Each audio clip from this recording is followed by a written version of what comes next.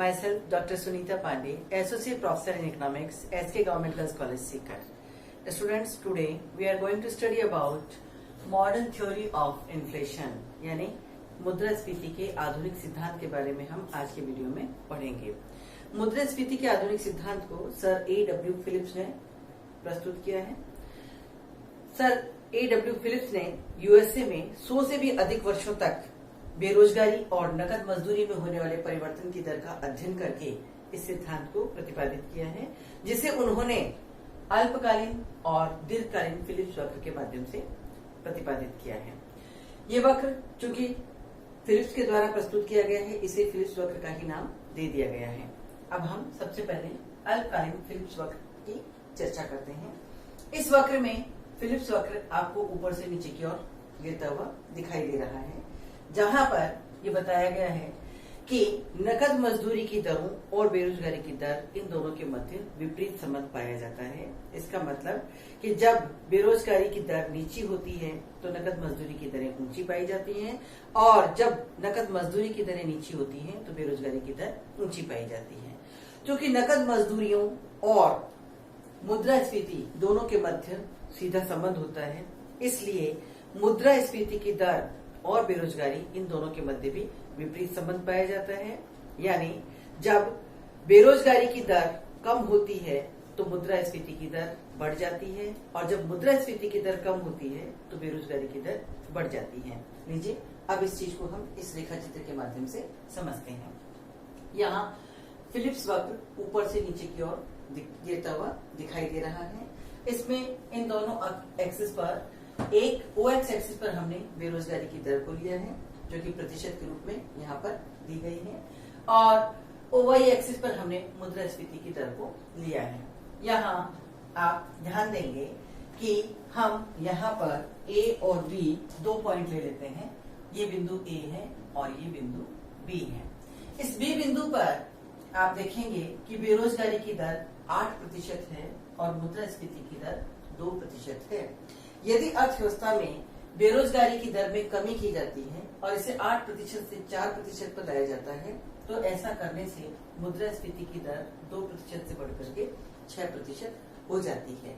या हम यूँ कहें कि प्रारंभ में मुद्रास्फीति की दर 6% होती है और अर्थव्यवस्था A बिंदु पर होती है। यदि मुद्रास्फीति की दरों में कमी की जाती है तो ऐसा करने पर बेरोजगारी की दर में वृद्धि हो जाती है और बेरोजगारी की दर 4% से बढ़कर के 8% पर पहुंच जाती है। इस तरह आपने देखा कि अल्पकालीन फिलिप्स वक्र जो है वो ये बताता है कि मुद्रास्फीति की दर और बेरोजगारी की दर, इन दोनों के बीच में नेगेटिव रिलेशनशिप पाई जाती है। समाज में बेरोजगारी को दूर करना यानी रोजगार को बढ़ाना और मुद्रास्फीति को कम करना, ये दोनों कार्य एक साथ संभव नहीं है। यदि बेरोजगारी को दूर करना चाहते हैं तो हमें ऊंची मुद्रास्फीति की दर को स्वीकार करना होगा, और यदि हम मुद्रास्फीति की दर को नीचा रखना चाहते हैं तो ऐसा तभी संभव होगा जब बेरोजगारी की दर में वृद्धि हो जाएगी। लीजिए अब हम दीर्घकालीन फिलिप्स वक्र के बारे में पढ़ते हैं। दीर्घकालीन फिलिप्स वक्र जो आपको रेखा चित्र में दिखाई दे रहा है, ये वर्टिकल होता है, एक खड़ी उदग्र रेखा के रूप में होता है।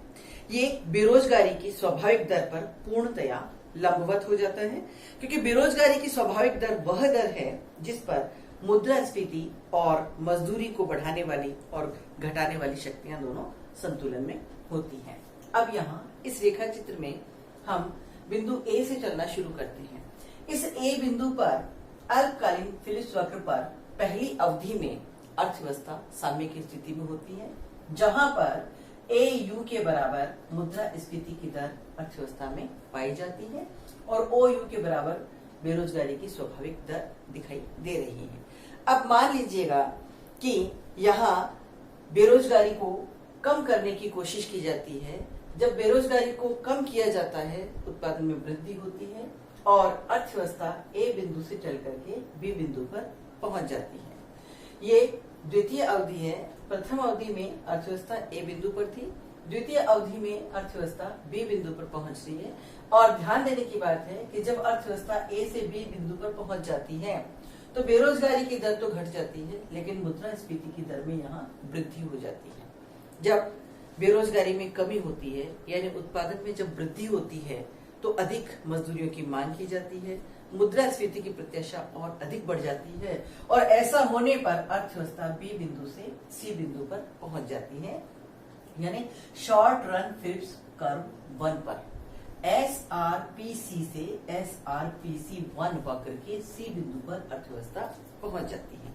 यहाँ पर मुद्रास्फीति की दर में पहले से भी ज्यादा वृद्धि हो जाती है। ये तीसरी अवधि को प्रदर्शित कर रहा है। इसके पश्चात अर्थव्यवस्था में संकुचन होना शुरू हो जाता है और अर्थव्यवस्था सी बिंदु से पुनः डी बिंदु की ओर गमन करती है और अर्थव्यवस्था यहाँ डी बिंदु पर आ जाती है। डी बिंदु जो कि अर्थव्यवस्था में अधिकतम उत्पादन के बिंदु को भी प्रदर्शित कर रहा है, या कहें कि ये जो है साम्य की अवस्था को प्रदर्शित कर रहा है, जहां पर आप देखेंगे कि डी यू के बराबर बेरोजगारी की, ओ यू के बराबर बेरोजगारी की दर है और डी यू के बराबर मुद्रास्फीति की दर आपको यहाँ देखने को मिलती है। जब हम इस प्रकार से प्राप्त मुद्रास्फीति की दरों को के बिंदुओं को मिलाते जाएंगे तो हमें फिलिप्स वक्र एक वर्टिकल लाइन के रूप में, या कहें कि एक उदग्र सीधी खड़ी रेखा के रूप में प्राप्त होता है।